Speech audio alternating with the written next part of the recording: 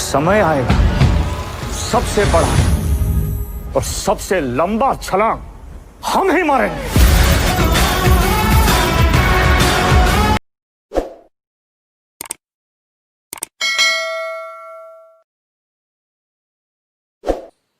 Hello प्यारे साथियों, आप सभी का एक बार फिर से वेलकम है अपने YouTube चैनल एग्री ट्यूटोरियल में। मैं मोहन सोडा। अपन जो डिस्कस कर रहे थे वो शुगर कैन कर रहे थे। क्या कर रहे थे? शुगर कैन अपन डिस्कस कर रहे थे। अपनी लगातार क्रॉप्स चल रही थी जिसमें मैंने शुगर कैन आपको करवा रखा है। थोड़ा सा पोर्शन हो चुका है और आज उसका आगे वाला पोर्शन आज अपन ले रहे हैं, है ना। तो उससे पहले मैंने आपको नॉर्मल वर्गीकरण बता दिया, आर्थिक महत्व बता दिया और उससे जो इंपॉर्टेंट क्वेश्चन जो बनेंगे वो भी मैंने आपको बता दिए थे। आज ज्यादा में समय अपन खराब करेंगे नहीं। आज अपन पढ़ने जा रहे हैं गन्ने से संबंधित महत्वपूर्ण शब्दावली। मतलब गन्ने में ऐसी कौन सी प्रक्रियाएं की जाती हैं जो एग्जाम में पूछी जाती हैं, उसके बारे में आज अपन डिस्कस करना प्रारंभ करेंगे। ओके, तो सबसे पहले मैं ले रहा हूं आपके अंधी गुड़ाई, जिसे अपन इंग्लिश में कहते हैं, क्या कहते हैं, ब्लाइंड होइनिंग के नाम से जानते हैं। इसका मैं मीनिंग पहले बता देता हूं, उसके बाद आपको अपनी नोटबुक में नोट कर लेना है। देखो क्या होता है, जो गन्ना होता है उसको अंकुरण के लिए समथिंग 2 मंथ का समय लगता है। ठीक है ना। अंकुरण कब होगा? जब मैंने आपको क्रांतिक अवस्था, इससे पिछले वाला जो वीडियो पढ़ाया था तो उसमें मैंने बता रखा है कि जो गन्ना होता है उसको अंकुरण के लिए 1 से 2 मंथ लग जाते हैं। यानी कि जो अंकुरण होगा वो कब तक होता रहता है? 1 से 2 मंथ तक होता रहेगा। मतलब आज अपन ने गन्ना लगाना प्रारंभ कर दिया तो समथिंग अंकुरण के लिए अपन को 60 दिन लग जाते हैं। तो उसमें क्या है, अपन सिंचाई भी करते हैं और ऊपर से बारिश भी होती रहती है। तो जब बारिश होगी और गन्ना 2 महीने बाद अंकुरण करेगा, तो जब बारिश होती जाएगी तो उसकी जो मर्दा है, वो ऊपर वाले जो मर्दा है वो कठोर हो जाएगी, वहां पे एक कठोर परत बन जाएगी और खरपतवारों को क्या मिलेगा? अनुकूल दशाएं मिलेगी, जिससे वो भी उत्पन्न हो जाएंगे। ठीक है ना। उसी को रोकने के लिए अपन क्या करते हैं? अंधी गुड़ाई करते हैं। ठीक है ना। उसी के लिए अपना मेन पर्पज रहता है अंकुरण को बढ़ावा देना और अपना सेकंड पर्पज जो रहता है वो रहता है आपके खरपतवार को नियंत्रण करना। ओके, अब आपको जो नोट करना है वो क्या करना है, जैसे कि मैंने बता रखा है अंधी गुड़ाई अपन किसे कहेंगे। मैं थोड़ा फास्ट बोल रहा हूं, कोई बात नहीं, आपको समझ में आ जाएगा। देखो, अंकुरण से पूर्व की जाने वाली प्रक्रिया है जो, उसके बाद मैंने क्या बता रखा है कि एक पॉइंट बता रखा है कि गन्ने को अंकुरण में 1 से 2 माह का समय लगता है। कितना लगता है? 1 से 2 मंथ का समय लगता है। मैंने पहले बता रखा है इस दौरान निरंतर बारिश होने के कारण ऊपरी परत बहुत ही कठोर हो जाती है ना। ऊपरी परत बहुत ही कठोर हो जाती है एवं खरपतवारों का आक्रमण भी बढ़ जाता है। मतलब खरपतवार जो होते हैं उनका भी आक्रमण बढ़ जाता है। इसको रोकने के लिए अपन क्या करते हैं? अंधी गुड़ाई करते हैं। ठीक है ना। मतलब ऊपर वाली कठोर परत तोड़ते हैं। तो इसका मेन पर्पस क्या हो गया कि अंकुरण को बढ़ावा देना, है ना। मेन क्या होगा, जैसे अपन ऊपरी कठोर परत है वो तोड़ देंगे तो गन्ना जो है उसके अंकुरण होने में इजीली होगी, मतलब आसानी होगी, वो आराम से अंकुरित हो सकता है। अगर ऊपर परत जो है वो कठोर रही तो अंकुरण में दिक्कतें आती है। उसके बाद क्या करेंगे, जैसे ही अपन ऊपरी परत तोड़ेंगे तो जो ऊपर वाला जो भाग होता है जहां पे खरपतवार उगे हुए होते हैं वो भी नष्ट हो जाते हैं। तो इज इट क्लियर हो गया होगा? पहला पॉइंट आपको समझ में आ गया होगा। ठीक है। अब मैं नेक्स्ट पॉइंट के ऊपर चल रहा हूं, नंबर 2 के ऊपर। जो 2 नंबर वाला अपना जो पॉइंट है वो कौन सा पॉइंट है? देखो, जो नंबर 2 का जो पॉइंट है वो है अर्थिंग अप। अर्थिंग अप का मतलब क्या होता है? मिट्टी चटाना। मतलब क्या होता है, जो गन्ना होता है उसको गिरने से बचाने के लिए अपन क्या करते हैं?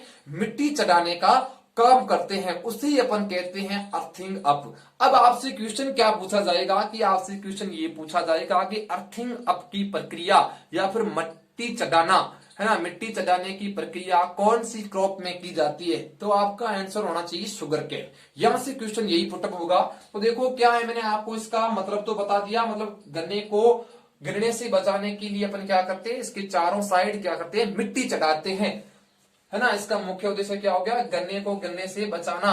मतलब अपना मेन उद्देश्य क्या है? मिट्टी अपन क्यों चढ़ा रहे हैं? क्योंकि अपन गन्ना जो है उसको गिरने से बचाने की कोशिश कर रहे हैं। तो देखो, जो अर्थिंग अप है, जिसे अपन मिट्टी चढ़ाना कहते हैं, वो अपने इंडिया में आप लोग जानते हो कुछ एक गन्ना जो है उसका प्रोडक्शन साउथ साइड में होता है, दक्षिण साइड में होता है, और कुछ एक जो शुगर केन है वो आपके उत्तरी भारत में होता है।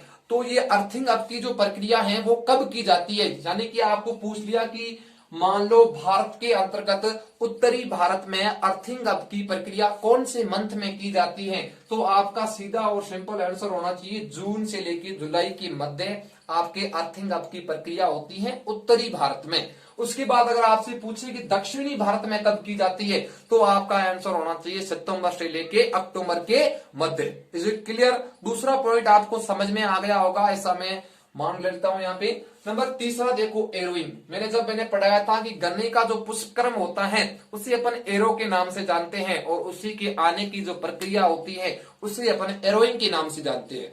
ठीक है, लिखाने की जरूरत नहीं है क्योंकि ये थ्योरी सब्जेक्ट है, लिखना तो आप खुद को ही पड़ेगा। मेरा प्रयास है कि आपको धीरे धीरे हर एक चीजें इजीली, चाहे अपने 1 से 2 वीडियो भले ही बने, फिर भी मैं आपको हर एक चीज इजीली तरीके से समझा पाऊं, है ना। तो देखो क्या है एरोइंग, क्या कह रहा है, गन्ने के पुष्पक्रम को क्या कहा जाता है, एरो कहा जाता है, और इसी के आने की प्रक्रिया, ठीक है ना, मतलब गन्ने की पुष्पक्रम की आने की प्रक्रिया को अपन क्या कहते हैं, एरोइंग के नाम से जानते हैं। समझ में आ गया तीसरा पॉइंट? तीसरा पॉइंट भी इजी था, कोई दिक्कत वाली बात नहीं होनी चाहिए। उसके बाद चौथा नंबर जो पॉइंट आ रहा है जो गन्ने से संबंधित है, इसका मतलब हो गया रेपिंग या प्रोपिंग। 2 शब्द हैं, रेपिंग या प्रोपिंग। तो ये क्या करते हैं, जैसे ही अपन ने क्या किया था, आपके अर्थिंग अप किया था, उसी प्रकार गन्ने को बचाने के लिए, मतलब गिरने से बचाने के लिए अपन कुछ एक प्रक्रियाएं करते हैं, जैसे कि रेपिंग की प्रक्रिया हो गई और प्रोपिंग की प्रक्रिया हो गई। तो रेपिंग की जो प्रक्रिया होती है उसमें अपन क्या करते हैं, जो गन्ने का पौधा होता है उससे साइड में निकले वाली जो शाखाएं होती है, ठीक है ना, अवांछित शकस जैसे अपन जिसके नाम से जानते हैं, वो जो शाखाएं होती है उसको अपन क्या करते हैं, इकट्ठा कर लेते हैं और उसको बांध देते हैं, जिससे वो जो गन्ना होता है वो नीचे गिरने से बच जाता है। उसको अपन क्या कहते हैं, आपके रेपिंग की प्रक्रिया। अगर आपसे पूछे कि प्रोपिंग की प्रक्रिया किसे कहते हैं, लेकिन ये क्वेश्चन पूछे नहीं जाएंगे, आपसे इतना ही पूछा जाएगा कि रेपिंग और प्रोपिंग की प्रक्रिया किसमें की जाती है, तो आपका सीधा और सिंपल आंसर होना चाहिए गन्ना या शुगर केन, एक ही चीज है। अगर आपसे पूछे कि प्रोपिंग की प्रक्रिया क्या चीज है, तो प्रोपिंग की प्रक्रिया होती है, उसमें क्या होता है, बांस की लकड़ी ली जाती है, मतलब ये अपना गन्ना है उसके साथ अपन बांस की लकड़ी लेके आए और उसको पास में खोद के या बांध देते हैं, जिससे क्या है वो गन्ना नीचे नहीं गिरता है ना। या फिर अपन क्या करते हैं, जो सूत आता है, जिसे हम सूत के नाम से जानते हैं, जो नारियल की जो रस्सियां होती है उससे एक गन्ने को बांध के सामने वाले दूसरे गन्ने को बांध दिया जाता है, जिससे ये गन्ना क्या होता है, मजबूत होता है और नीचे गिरने से अपन इसको बचा सकते हैं। तो यह आपको समझ में आ गया होगा। तो आप देखोगे गन्ने को गिरने से बचाने के लिए की जाने वाली प्रमुख प्रक्रियाएं हैं। अब देखो रेपिंग का क्या मतलब हो गया, गन्ने को पौधे की पुरानी पत्तियों से बांध दिया जाता है, मतलब जो नीचे वाली पत्तियां होती है उसे अपन पुरानी पत्तियों के नाम से जानते हैं, उसको बांध देना क्या कहलाता है, आपके प्रोपिंग कहलाता है, ठीक है ना, रेपिंग कहलाता है, सॉरी।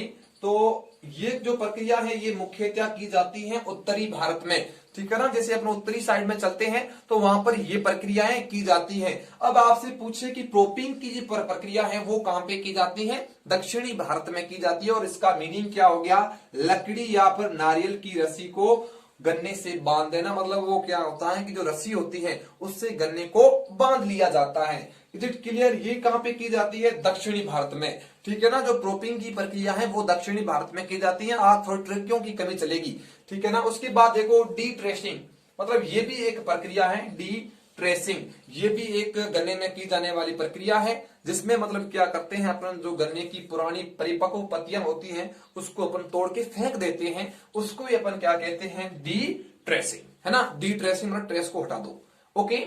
उसके बाद अगर आपसे पूछे रेटूलिंग या पैडी, है ना, बहुत ही इंपॉर्टेंट शब्द है और पूछा भी है, बहुत से एग्जामों में ये क्वेश्चन पूछा गया है।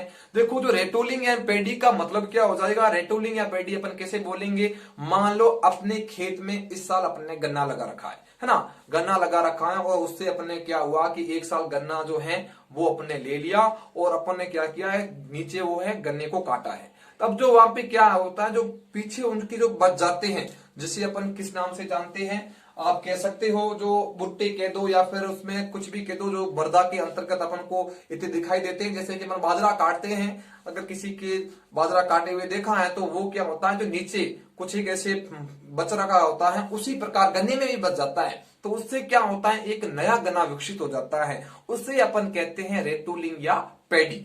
तो देखो इसकी डेफिनेशन क्या हो जाएगी, गन्ने की मुख्य फसल को काट लेने के पश्चात मृदा में उपस्थित भाग द्वारा नए पौधे का जन्म लेना क्या कहलाता है, रेटूलिंग या पैडी कहलाती है। देखो मैं थोड़ा सा चित्र से इसको समझा लूं, ये अपना गन्ना है, ठीक है ना, गन्ना है, ये अपना खेत में गन्ना उगा हुआ है, अपने क्या किया, इस गन्ने को काट लिया, ठीक है ना। तो पीछे वाला इतना सा छोटा सा इसमें भाग बच रहा है जो मृदा के अंतर्गत है, मृदा के अंदर धसा हुआ है, और इससे एक नया गन्ना विकसित हो जाता है। उससे अपन किस नाम से जानते हैं, रेटूलिंग या पैडी के नाम से जानते हैं। समझ में आ गई बात? तो आपको समझ में आ गया होगा कि गन्ने के में मुख्य रूप से मुख्य फसल को काट लिया जाता है, मतलब अपना मेन पर्पस क्या होता है कि ये गन्ना विकसित नहीं हो, अपन मुख्य फसल काट लेते हैं, उसके बाद उसको अनुकूल वातावरण मिल जाता है और वो गन्ना विकसित हो जाता है, नया गन्ना बन के तैयार हो जाता है, उसे अपन कहते हैं रेटूलिंग या फिर पैडी। अब एक शब्द आया यहाँ पे, मैंने इसको इंपोर्टेंट मार रखा है और चारों साइड इसके कवर कर रखी है, क्रॉप लॉगिंग। आपसे पूछे पहला क्वेश्चन की क्रॉप लॉगिंग का संबंध किस फसल से है, तो आपका सीधा आंसर होना चाहिए शुगर केन या गन्ना। अब देखो क्रॉप लॉगिंग किसे कहते हैं अपन, क्रॉप लॉगिंग का मतलब क्या हो गया, सबसे पहले मैं बता दूं, जो क्रॉप लॉगिंग जो है ये गन्ने में की जाने वाली प्रमुख प्रक्रिया है, जिसके अंतर्गत सबसे पहले अपन क्या कहेंगे, जो क्रॉप लॉगिंग शब्द है ये किस वैज्ञानिक के द्वारा प्रस्तुत किया गया, तो ये जो वैज्ञानिक हुए एच.एफ. क्लीमेंट। देखो आप देख सकते हो मैंने बता रखा है क्रॉप लॉगिंग बराबर एच.एफ. क्लीमेंट। ये इन्होंने क्या है, आपकी क्रॉप लॉगिंग एक वर्ड दिया था, क्रॉप लॉगिंग कहां पे दिया, हवाई में, हवाई एक जगह का नाम है, वहां पे इन्होंने क्रॉप लॉगिंग वर्ड दिया।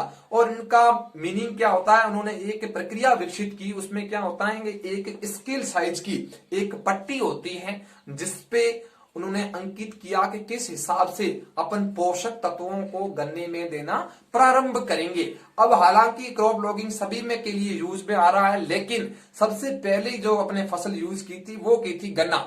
तो देखो जो ऐसे एक स्केल की पट्टी हुई होती है, उस पे क्रॉस किए होते हैं, उस पर लिखा हुआ होता है कि नाइट्रोजन की मात्रा इतनी आएगी, फास्फोरस की मात्रा इतनी आएगी, पोटास की मात्रा इतनी आएगी, वो अपन को सबसे पहले एच.एफ. क्लीमेंट ने आपके गन्ने में बताया। तो यहाँ पे देखो, यहाँ पे क्या है, इसका मेन उद्देश्य होता है कि गन्ने की खड़ी फसल में पोषक तत्वों का प्रबंधन करना। देखो क्या होता है, गन्ना खड़ा है और अपन को कुछ एक पोषक तत्व इसको अवेलेबल करवाने हैं, तो क्रॉप लॉगिंग के नाम से प्रक्रिया है जिसमें एक स्केल टाइप पट्टी आती है, उसमें आपको देख रखा होगा, उस पे पॉइंट लिखे रखे होंगे कि मान लो गन्ने की मात्रा में नाइट्रोजन की मात्रा 25 केजी देनी है, 50 केजी देनी है, मतलब उस पे गन्ने का जिस हिसाब से रंग है वो रंगीन टाइप ऐसा होता है, अगर हल्का रंग है तो उस हिसाब से अपन उस पे इतना रंग देंगे, सॉरी उतना पोषक तत्व देंगे, अगर गहरा गन्ना हो रखा है तो उस पे अपन थोड़ी सी ज्यादा नाइट्रोजन की मात्रा देंगे, इसी हिसाब से। ये तो एग्जांपल की बात थी, तो जो क्रॉप लॉगिंग है वो आपको समझ में आ गई होगी, एक स्किल टाइम पट्टी है। अगर कभी टाइम मिला तो आपको क्रॉप लॉगिंग के बारे में एक स्किल लेके मैं खुद आऊंगा और आपको बता दूंगा। ओके, इस कहानी आपको समझ में आ गई होगी। और इसका मुख्य निर्धारण किसमें किया जाता है, नाइट्रोजन के अंतर्गत, क्योंकि नाइट्रोजन में बहुत ज्यादा दिक्कतें आ जाती हैं, क्योंकि हर एक खेत में एक प्रकार का गन्ना नहीं होता।